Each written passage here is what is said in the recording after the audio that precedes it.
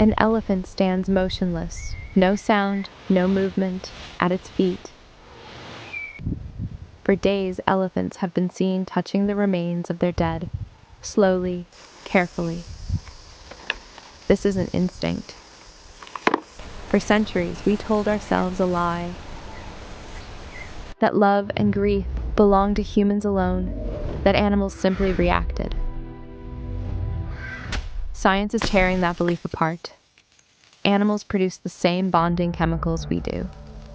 Oxytocin, vasopressin, the chemistry of attachment, of loss. Primates comfort the distressed. Dogs shut down after their humans die. Dolphins refuse new partners after losing one they bonded with. These aren't behaviors, they're relationships.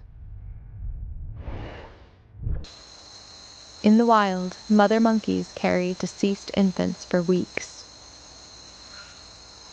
Elephants return to the same bones again and again, touching, waiting, nothing to gain, nothing to learn, only absence. So here's the question we've avoided. If animals can love, if they can grieve, what does that reveal about the way we relate to them? Because the more we learn, the clearer it becomes. Feeling was never ours alone. We're just beginning to see it.